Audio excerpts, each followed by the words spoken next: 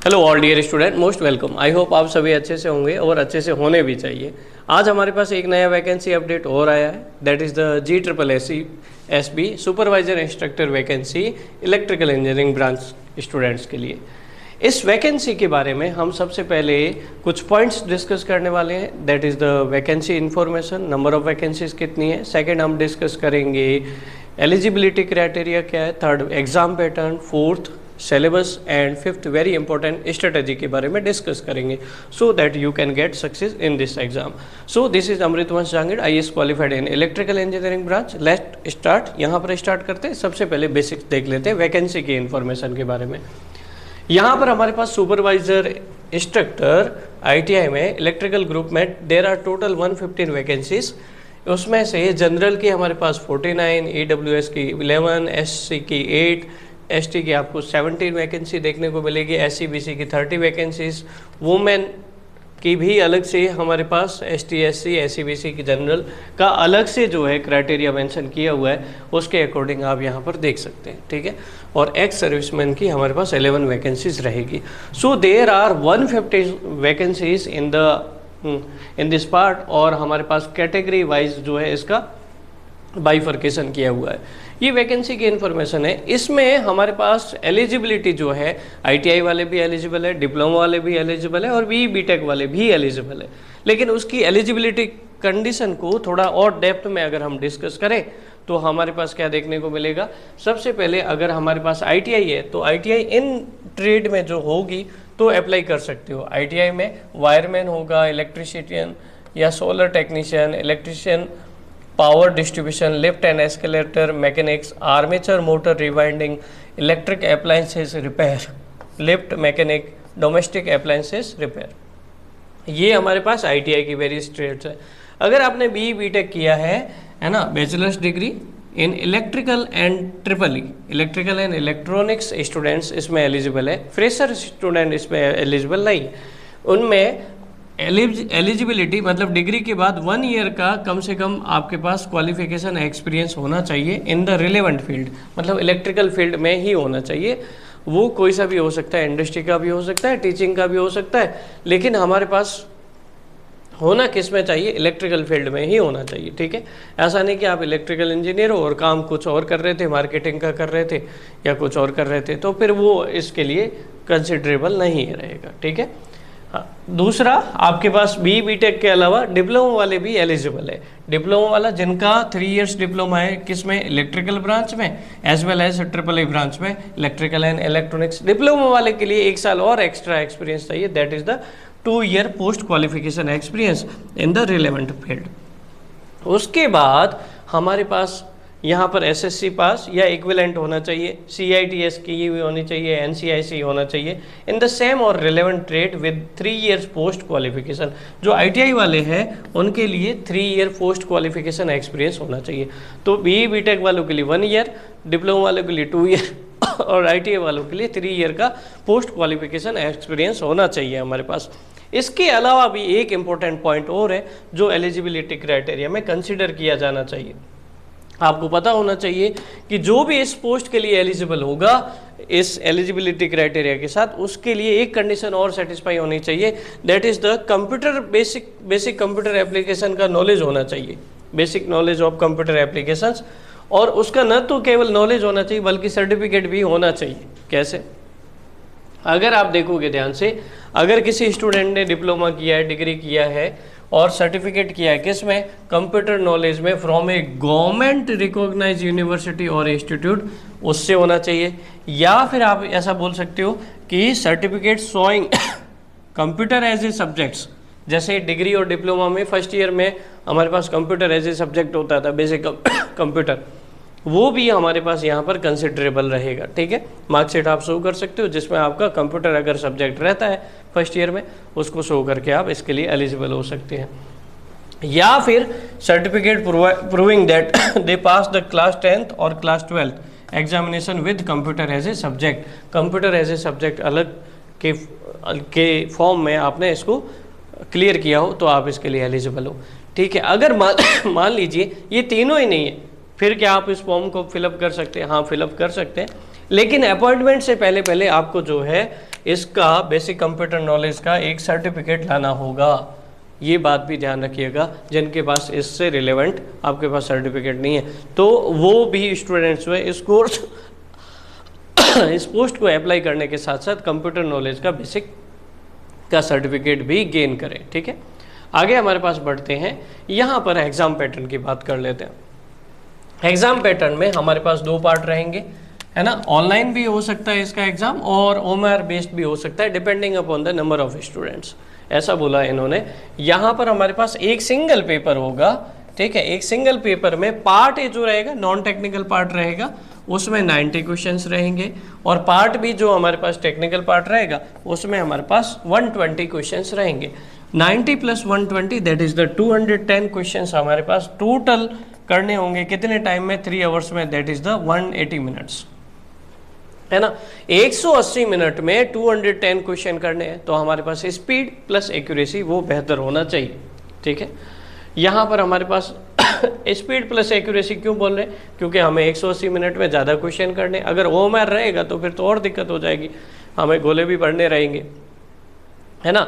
साथ ही साथ हमारे पास यहाँ पर नेगेटिव मार्किंग भी रहेगी। कितना? 1/4 ऑफ द असाइन मार्क। इसका मतलब अगर एक क्वेश्चन 1 मार्क का है तो 1/4 ऑफ एलोकेटेड मार्क्स का रहेगा। ठीक है, ये बेसिक आपको पता होना चाहिए। जिस एग्ज़ाम के लिए अपेयर हो रहे हो उसके बारे में आपको एग्ज़ाम पैटर्न के बारे में अच्छे से नॉलेज होना चाहिए। उसके बारे में थोड़ा सा और डेप्थ में जाते हैं। पार्ट ए जो नॉन टेक्निकल पार्ट है हमारे पास, इस नॉन टेक्निकल में हमने बोला 90 मार्क्स के 90 क्वेश्चंस होंगे। उसमें से भी अगर हम देखें तो लॉजिकल रीजनिंग के 30 क्वेश्चन और एप्टीट्यूड के हमारे पास मैथमेटिकल टेस्ट या एप्टीट्यूड बोलो 30 questions. Ultimately reasoning and aptitude जो है बहुत ज़्यादा मार्क्स वेटेज करेगा। दैट इज द 60 मार्क्स का वेटेज तो हमारे पास केवल रीजनिंग एंड एप्टीट्यूड करेगा कैरी, है ना। उसके साथ साथ हमारे पास 30 मार्क्स का हमारे पास क्या रहेगा? Constitution of India, current affairs, Gujarati and English comprehension रहेगा। मतलब 10 मार्क्स का constitution of India, current affairs, है ना, 10 मार्क्स का आपके पास रह सकता है, और गुजराती एंड इंग्लिश कॉन्फ्रिहेंशन। मतलब ये हमारे पास जो है पैसेज रहेगा और पैसेज को आपको सॉल्व करना आना चाहिए, ऐसा रहेगा। ग्रामर के बारे में नॉलेज नहीं चाहिए, लेकिन पैसेज आपको रीड करना और उसको सॉल्व करना आना चाहिए। कॉम्प्रिहेंशन से रिलेटेड आपके पास पार्ट रहेगा। Ultimately there are 3 part, reasoning, aptitude and हमारे पास जीके में constitution of India, current affair, as well as हमारे पास जो है कॉम्प्रिहेंशन वाला पार्ट जो पैसेज वाला गुजराती और इंग्लिश लैंग्वेज से रिलेटेड है। ठीक है, सेकंड पार्ट में पार्ट भी रहेगा question related to the concern subject as a practical utility and its practical utility. ये बात समझिएगा ध्यान पे। सिंस ये आपके पास एग्जाम किसका है? ITI इंस्ट्रक्टर का है। ITI इंस्ट्रक्टर का जो मेन रोल रहता है ITI कॉलेज में स्किल डेवलपमेंट रहता है, और स्किल डेवलपमेंट में सबसे इंपॉर्टेंट चीज़ क्या होती है? आपको एग्ज़ाम के बारे में सोचना भी चाहिए कि हमारे पास ये किस टाइप का एग्ज़ाम है, इसके लिए क्या प्रोबेबिलिटी होती है, किस टाइप के क्वेश्चंस बनते हैं। जब हम प्रोबेबिलिटी को क्रैक करते हैं तब हम एग्ज़ाम भी इजीली क्रैक कर पाते हैं। ठीक है, तो हमें ये पता होना चाहिए कि हर एक लाइन को ध्यान से पढ़ो एंड इट्स प्रैक्टिकल यूटिलिटी। इसका मतलब ये होगा कि एप्लीकेशन बेस्ड क्वेश्चन आपके ज़्यादा रहेंगे। लाइक आपके पास DC सीरीज मोटर का यूज़ कहाँ किया जाता है, लिफ्ट एंड क्रेन में किस मोटर का यूज़ किया जाता है, ट्रैक्शन पर्पज़ के लिए किस मोटर का यूज़ किया जाता है ना। Basics of application, lift, elevators में आप किसका यूज़ करोगे। There are various things. हमारे पास रेसिप्रोकेटिव पंप है या सेंट्रीफ्यूगल पंप है, उसके लिए कौन सी मोटर का यूज़ करोगे, तो हमारे पास ये डिपेंड करता है। अगर हमारे पास सिंगल फेज इंडक्शन मोटर है, उसका एप्लीकेशन बेस्ड पे क्या अलग अलग जो हमारे पास सिंगल फेज इंडक्शन मोटर के टाइप है, स्प्लिट फेज और शेडेड पोल टाइप, उनका क्या एप्लीकेशन है, तो वो भी हमें पता होना चाहिए, उनकी बेसिक्स नॉलेज पता होना चाहिए। तो ये हमारे पास जो है इसका पार्ट बी का रहेगा। अब हमारे पास जो है इन डेप्थ जाते हैं थोड़ा सा सिलेबस के बारे में। पार्ट बी में हमारे पास there are total 11 section. 11 section में हम साथ ही साथ स्ट्रेटेजी भी डिस्कस करेंगे। इसके अकॉर्डिंग हमें पता होना चाहिए इस सिलेबस को देखते हुए हमें डिसाइड होना चाहिए कि प्रायोरिटी पे क्या कौन से सब्जेक्ट करने। हम 3 प्रायोरिटी डिसाइड करेंगे, first priority, second priority and third priority. मतलब primary target, secondary target and tertiary target. Primary target में ऑब्वियसली हाईएस्ट वेटेज वाले सब्जेक्ट होने चाहिए, है ना। हाईएस्ट वेटेज वाले सब्जेक्ट कौन से हैं? अगर हम इस सिलेबस को ध्यान से देखें, ऐसे सब्जेक्ट जिनका वेटेज 15 मार्क्स या 15 मार्क्स से ज़्यादा है, उनको हाईएस्ट वेटेज वाली कैटेगरी में हम डाल सकते हैं। कैसे, ज़रा देखिएगा। इलेक्ट्रिकल सर्किट हमारे पास first, second electromagnetic and transformer and electrical machines, ये हमारे पास इन सब का वेटेज देखो ज़रा प्लीज़। 20 मार्क्स का वेटेज है, 15, ये टोटल हमारे पास हो गया अल्टीमेटली 55 क्वेश्चंस। 55 क्वेश्चंस आपके जो हमारे पास 120 मार्क्स के आने वाले, 120 क्वेश्चन आने वाले, उसमें से लगभग 50% तो ये 3 सब्जेक्ट ही करे करते हैं, है ना। अभी तो हमारे पास 11 सेक्शन है, केवल 3 सेक्शन में ही हमारे पास अप्रॉक्सीमेट 50% वेटेज कैरी हो गया। So during the study hard work के साथ साथ हमें स्मार्ट वर्क बहुत ज़रूरी होता है जीवन में। सिलेबस कंप्लीट करना it is a good task, but कैसे कंप्लीट करना it is a smart task, है ना। तो हमें पता होना चाहिए कि हायर वेटेज है, इसका 20 मार्क्स का है, 20 मार्क्स में इसमें कैसे क्वेश्चन बनेंगे वो सारे हमें पता होने चाहिए। इंडियन इलेक्ट्रिसिटी रूल से कैसे क्वेश्चंस बनने चाहिए, Ohm's law, KCL KVL, network theorem से कैसे क्वेश्चन बनने चाहिए। आपके 2019 में जो प्रीवियस पेपर हुआ उसको कम्प्लीटली एनालिसिस किया हमने। GSSB ITI सुपरवाइजर इंस्ट्रक्टर का जो आपका एग्ज़ाम होगा वो डिफ़िकल्ट लेवल पे नहीं होता, न्यूमेरिकल लेवल पे नहीं होता। Only theoretical conceptual question, only theoretical conceptual question are there. आप जो है अगर खुद भी पेपर एनालिसिस करोगे तो ऑब्जर्व करोगे। हमें जो है इसके बारे में ये पता होना चाहिए कि हमारे पास जो है थियोरेटिकल कंसेप्ट को हमें बूस्टअप करना है ना। और थियोरेटिकल कंसेप्ट को बूस्टअप करते टाइम आपको सिंसियरली हर सब्जेक्ट को पढ़ना है। प्राइमरी टारगेट वाले जो सब्जेक्ट्स हैं उसको अच्छे से करना है। और इनकी तो अभी हमारे पास जेटको का जो बैच चल रहा है उसकी लाइव क्लासेस भी और इसका जो न्यू पैटर्न क्लासेस भी हमारे पास चल रही है। उसमें आपके पास जो है ये ट्रांसफार्मर वाला part, DC machine, AC machines और अल्टरनेटर्स वाला पार्ट अच्छे से कवर होता है। जो कॉमन सब्जेक्ट्स हैं उनके बारे में तो आप एटलीस्ट जो है आप अपनी स्ट्रेटजी बना के डिसाइड कर सकते हैं। बाकी जो डिप्लोमा के स्टूडेंट्स हैं वो या फिर जो ITI के स्टूडेंट्स हैं उनके लिए भी एक सेपरेट स्ट्रेटजी हमारे पास होनी चाहिए, जैसे कि वो भी सेलेक्ट हो सके। तो हमारे पास एक प्रॉपर पाथ या गाइडेंस होना चाहिए। तो हमारे पास ये प्राइमरी टारगेट में ये 3 सब्जेक्ट रहेंगे। उसके बाद हमारे पास अगर देखें दूसरा हमारे पास एक इम्पोर्टेंट सब्जेक्ट आता है जिसको बोलते हैं पावर सिस्टम में। पावर सिस्टम में हमारे पास पावर को जनरेशन करते हैं, फिर ट्रांसमिशन एंड डिस्ट्रीब्यूशन करते हैं, फिर आपके पास प्रोटेक्शन प्रोवाइड करते हैं और फोर्थ यूटिलाइजेशन करते हैं। अगर आप सिंपली पावर सिस्टम को भी अच्छे से करते हैं, पावर सिस्टम एक बड़ा सब्जेक्ट है और उसके बहुत सारे पार्ट होते हैं। ध्यान से देखना पावर सिस्टम का वेटेज, अगर हम 5th पार्ट देखें, 4th पार्ट नहीं देखें, पावर सिस्टम में 5th पार्ट पावर सिस्टम का जनरेशन होगा। वेरियस जो पावर प्लांट है हमारे पास, hydro power plant, nuclear power plant, solar power plant, wind power plant, biomass power plant, thermal power plant, इसका वेटेज कितना हो गया 10 मार्क्स। 10 ये हो गया, प्लस आगे बढ़े हमारे पास प्लस 10 मार्क्स हमारे पास जो है electrical power transmission and distribution, ये वाला पार्ट रहेगा जो हमारे पास जो है बहुत छोटा सा एक यूनिट है ना। छोटा सा यूनिट का अर्थ है हमारे पास इसके 12-15 लेक्चर है, वो 10 मार्क्स का वेटेज ही हो गया। टोटल कितने हो गए पावर सिस्टम में 20 मार्क्स। थर्ड हमारे पास देखते हैं पावर सिस्टम का प्रोटेक्शन वाला part, switch gear and protection, जिसमें हम fuse, circuit breaker and relay तो मेजरली पढ़ते हैं और ये छोटी सी devices MCCB, RCCB, ELCB, MCB इसके बारे में भी पढ़ते हैं। और जो वेरियस हमारे पास transformer, alternator, motors, transmission line, bus bar पे जो प्रोटेक्टिव रिले यूज़ होती है, जो प्रोटेक्शन के लिए हम मेथड्स यूज़ करते हैं, उसके बारे में क्वेश्चन है प्रोटेक्शन में। तो 10 मार्क्स ही हो गया। टोटल कितना हो गया पावर सिस्टम में 30 मार्क्स। देखो ध्यान से सुनते जाओ। एक हमारे पास पावर सिस्टम यूटिलाइजेशन का एक पार्ट और है जिसको हम बोलते हैं एलिमिनेशन, ये भी हमारे पास कितना है 5 मार्क्स का।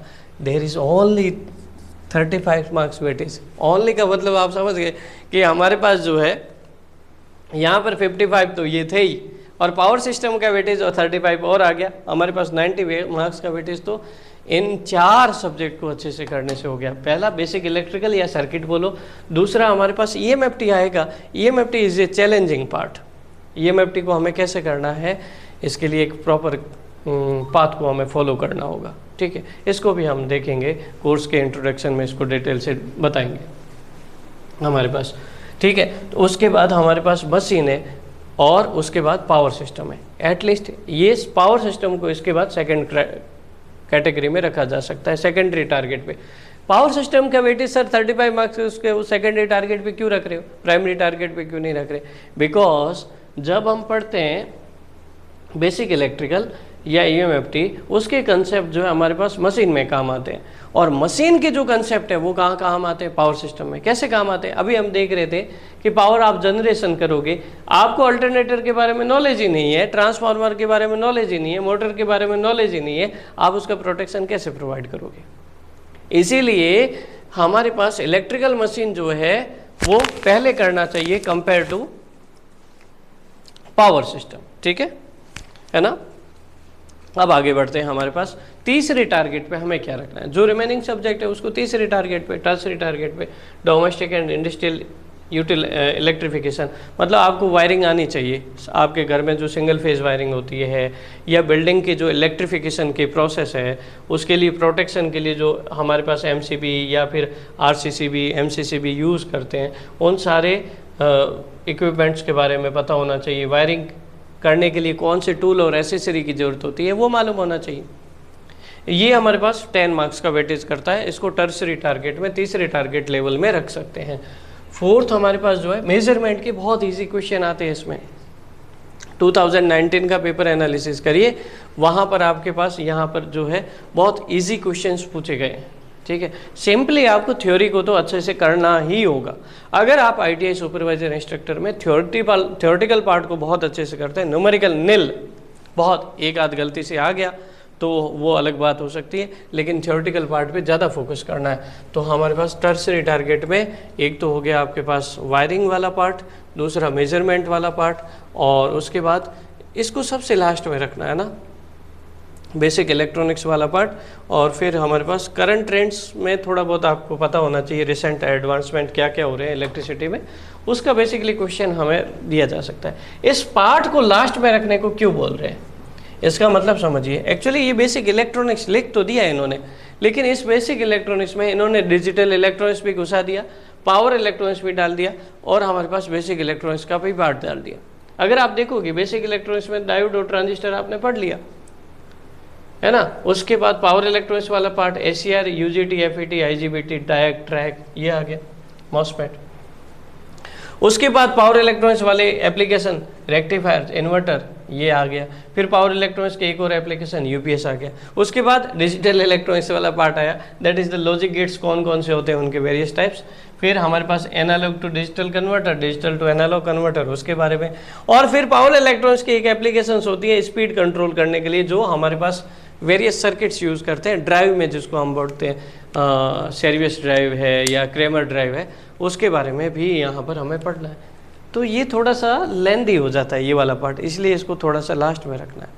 सिंस वेटेज भी हमारे पास 10 मार्क्स का है, तो हम पहले वही करेंगे प्राइमरी टारगेट में और सेकेंडरी टारगेट में जिनका वेटेज अच्छा हो, है ना, जिसमें हमें टाइम भी कम लगे और वेटेज भी अच्छा हो, तो वो करना बहुत ज़रूरी है। तो इस तरीके से आप 3 टारगेट डिसाइड कर सकते हो। दूसरा स्ट्रेटेजी में, जब हमने 2019 का पेपर एनालिसिस किया, आपको सारे पेपर करवा देंगे, 2011 का, 2015 का, 2019 का सारे पेपर सॉल्व करवाएंगे इन डिटेल। ठीक है, आपको कोर्स में मिल जाएंगे इन डिटेल, पूरा वीडियो सॉल्यूशन वगैरह सारा।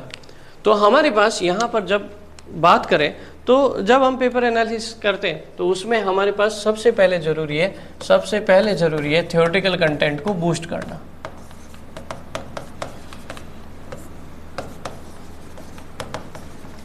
न्यूमेरिकल बिल्कुल होंगे नहीं, न्यूमेरिकल नहीं होंगे तो आपको क्या करना है, एक अलग से छोटी सी नोटबुक बनानी है, जो भी हमारे पास जो है सब्जेक्ट्स आ रहे हैं उन सब के फॉर्मूला नोट करते हुए जाना।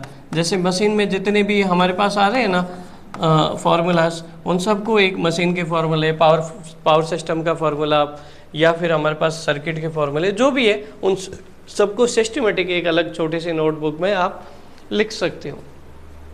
थ्योरेटिकल कंटेंट को जब आप बेस्ट लेवल पे कर सकते हो तो उसके बाद सबसे ज़रूरी होता है आपको एमसीक्यू प्रैक्टिस करना। तो अपना जो कोर्स डिज़ाइन है उसमें स्पेशली इस बात का ध्यान रखा गया है कि एक स्टूडेंट को कभी भी इधर उधर भटकना नहीं पड़े। सिंपली ये स्टेटमेंट तो हम कई स्टूडेंट से सुन चुके हैं कि कई बार क्या होता है, रेस्पेक्टिवली हमारे पास ऐसा हो जाता है कि स्टूडेंट्स थ्योरेटिकल पार्ट को तो कवर कर लेते हैं, इधर उधर से बुक से 2-4 बुक से देख लिया, कवर कर लेते हैं, फिर एमसीक्यू प्रैक्टिस करने के लिए जेबी गुप्ता को रेफ़र करते हैं, आर के राजपूत को रेफ़र करते हैं, हांडा एंड हांडा को रेफ़र कर सकते हो, किसी को भी रेफ़र कर सकते हो, यूथ पब्लिकेशन को रेफ़र कर सकते हो।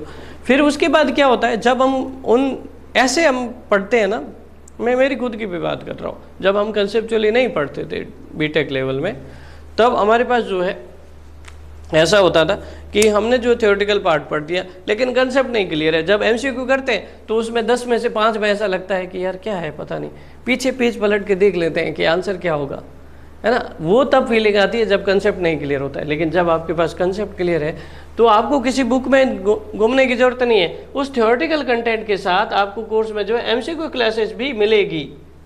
ये कंप्लीट पैकेज रहेगा आपके पास, theoretical classes as well as MCQ classes, किधर भी नहीं भागना। वो एमसीक्यू क्लासेस होगी, फिर और ज़्यादा आपको कॉन्फिडेंस बूस्टअप करना है तो प्रैक्टिस एमसीक्यू कर लो, और ज़्यादा कॉन्फिडेंस बूस्टअप करना है तो टेस्ट सीरीज दो, एवरीथिंग इज देयर। हमें कोई भी बुक नहीं रेफर करना, कोई भी नोट्स नहीं रेफर करना, कुछ भी नहीं, simply go through this course all it.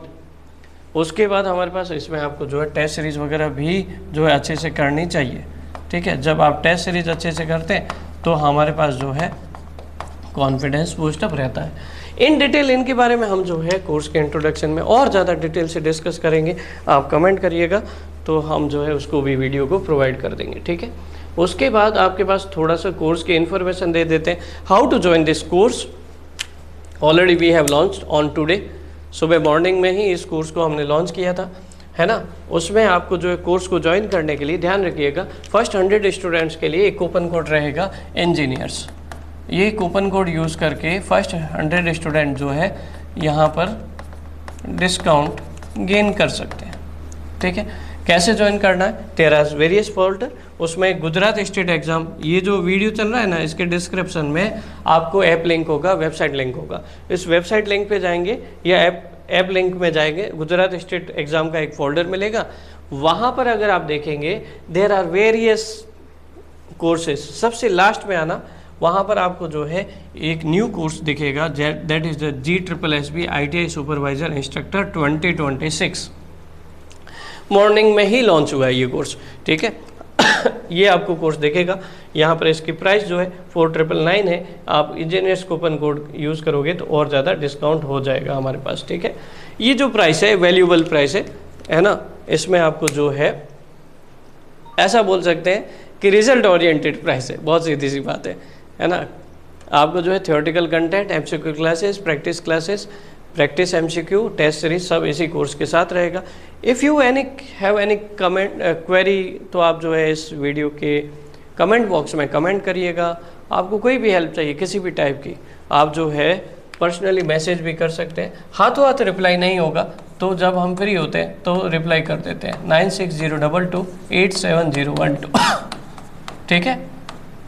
इस नंबर पे मैसेज कर सकते हैं। साथ ही साथ इसका व्हाट्सएप ग्रुप भी रहेगा, तो आप जो मैसेज के थ्रू पूछ सकते हो। इसके व्हाट्सएप ग्रुप का लिंक भी हम आपको प्रोवाइड कर देंगे, सो दैट आप उसमें जुड़कर जो है फ्यूचर में और भी कोई अपडेट हो उसके बारे में भी गेन कर सकते हैं। So till then thank you so much, फिर मिलते हैं। कोई क्वेरी है तो कमेंट करिएगा।